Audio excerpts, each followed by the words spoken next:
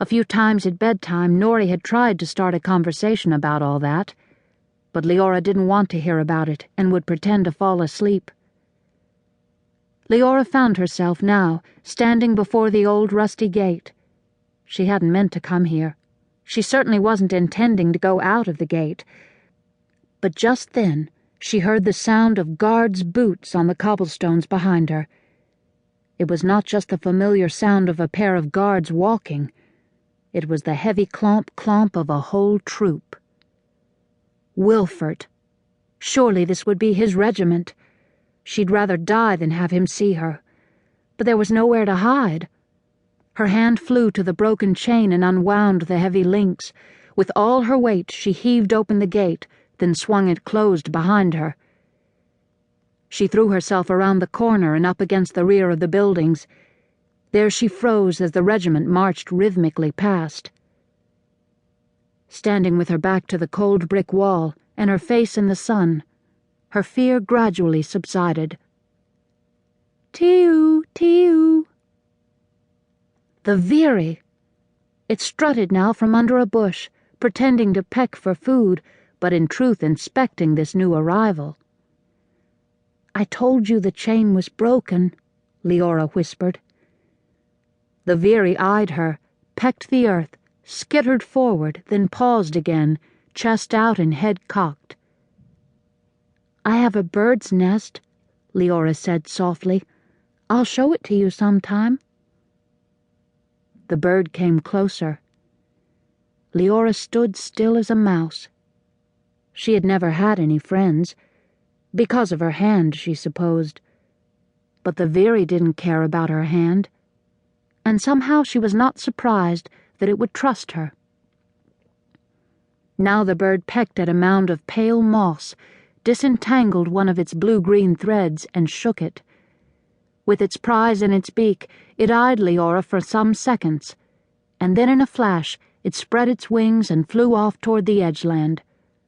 "Oh, don't go," Leora said. It would be taking the bit of moss to make its nest. She longed to follow.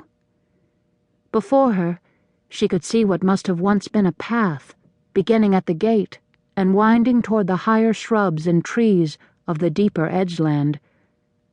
A carpet of tiny bunchberry shoots and other young growth told her that the trail was not in use.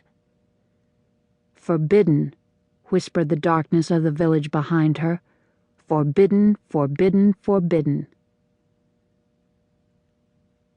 The path in front of her, however, was lit by sunlight and flecked with bits of early spring green.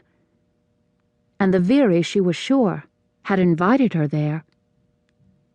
So step by step, with her heart pounding, Leora moved forward. The moss lit up the otherwise drab landscape.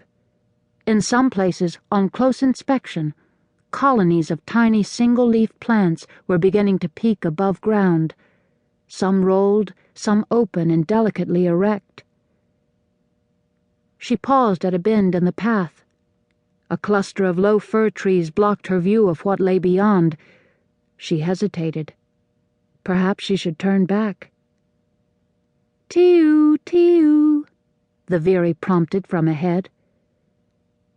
Leora wanted to join the bird, but her feet felt rooted. Had she been here before? She imagined that she knew what she would find beyond the bend, a clearing and a great rock beneath an apple tree. "Tiu, tiu." What would the veery think if she turned back now? Perhaps it would never invite her again. Leora took the next few steps through the opening between the chubby firs. She had been here before. There was the gnarled apple tree. There was the lichen-covered rock. Memories long buried surged into her mind and body. As if it had been only yesterday, she recalled herself solidly stationed on her father's lap. Entranced, she moved toward the great rock beneath the familiar tree. How they had managed to come here she did not know, but it had been here that they sat, and here that he had told her stories about each